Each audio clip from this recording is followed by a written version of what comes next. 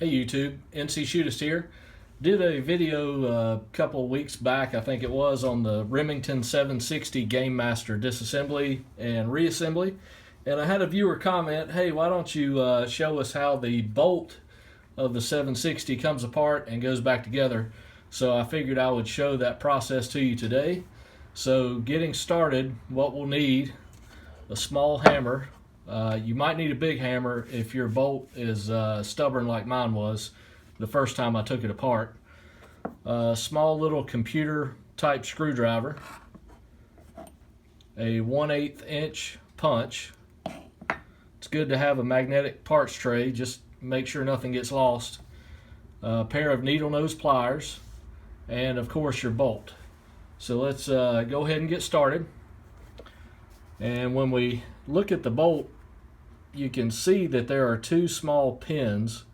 There's a smaller one on this side and a larger one on the other side that hold the actual bolt into the carrier. Alright, so if you look, there are some channels cut into the bolt, and we can see that little pin that sticks through the bolt carrier into the bolt. So first thing we'll want to do is take our small computer screwdriver, okay, and we'll get in there and push those pins up first, okay, and then we'll take our needle nose pliers and we'll pull that smaller pin out. Go ahead and set it in our tray. Well, if the pliers want to let go of it. Okay, now we'll move on to the bigger one on the other side. You can see it here. We'll take our screwdriver again, push that one up just enough to be able to grab it with the pliers. Okay, we'll take that larger pin and set it aside. And now the bolt will come free from the carrier. Okay, so we'll go ahead and set our bolt aside. Alright, now I'm not going to take the extractor out because there's a focus. You can see there's a small pin in there that holds the extractor plunger, and I don't have a punch that's that size, so we'll leave it in there for now. The only part left is the firing pin, okay, and you can see, focus. All right, you can see there's a small little pin that holds the firing pin in. So the firing pin has a slot cut in it. So what we'll need to do is chuck this up in a vise, and I'll show you how to drift this pin out. So it's hard to do the first time, but once you get the hang of it, it's not too bad. So let me get the vise set up, and then we'll drift that pin out. Okay, I've got our bolt carrier chucked into my vise, and what I'll do is use some soft wood, some pine or something, leave the front lugs of the bolt carrier sticking out past the wood blocks, and then chuck where the pin goes through, make sure that's in contact with the wood blocks so you get nice solid contact. Alright, and I've already started this pin a little bit, so we'll just drift it the rest of the way out. So take your punch,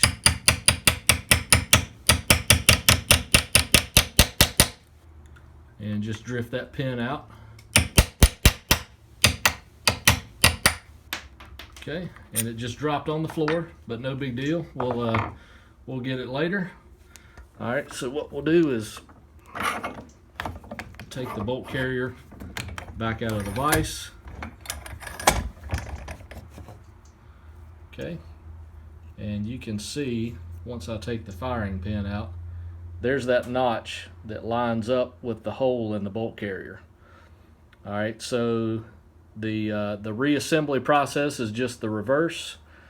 And one thing to mention before we get back to the reassembly, you can see in my bolt carrier, I've got a 760, and it's the model ADL, which has the checkering cut into the stock and the fore-end. So the later Remingtons have a firing pin spring that sits down in the bolt carrier, okay? If you've got one of the earlier 760s, I believe they do not have a firing pin spring.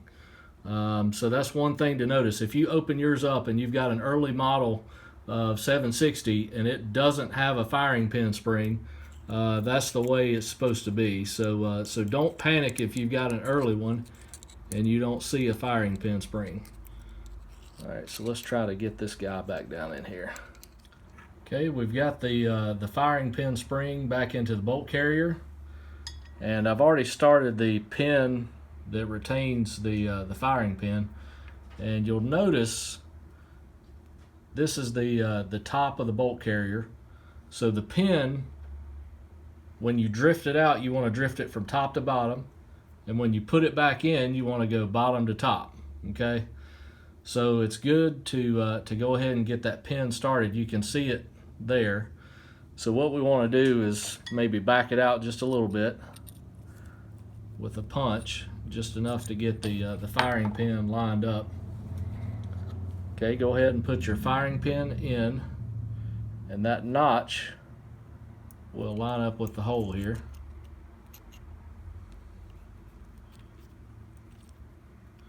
Let's see if we can get some daylight through here. See if you can see that. Okay, so you can see there's that notch in the firing pin. So we'll move it out of the way, and we'll start our pin from the bottom. Okay, and that will at least line everything up so we can get it set back in the bolt carrier. Okay, so we'll go back to our vise. Okay, and we'll chuck it back up. All right, we'll take our 1/8 inch punch, and we'll just drift that pin back in there. Okay.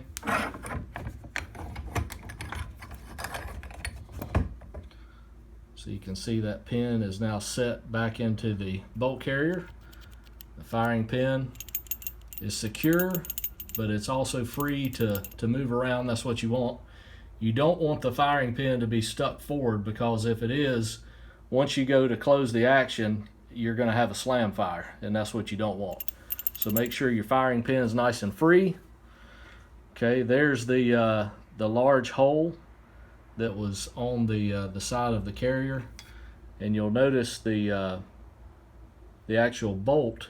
You have two different size channels. You've got a smaller one and a larger one. Okay, so obviously the larger one is going to line up with the larger hole. Okay, so we take our pins that we set aside in our tray. All right, we'll take the larger one,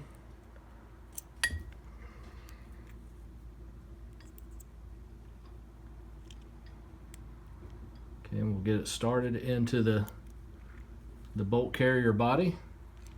Okay, we'll line up the channel and just push it in with your thumb. Now if you have trouble, just take your punch and kind of give it an extra little push, but it should go in pretty freely. So if it's not going in freely, don't force it and try to figure out what's causing it to bind up. All right, so we take our smaller one, just push it in with your thumb, and there you have it. There's your disassembled and reassembled bolt for the 760 Gamemaster. So I appreciate you watching. If this video was helpful, give it a thumbs up. Thank you guys for watching. God bless, and we'll see you next time.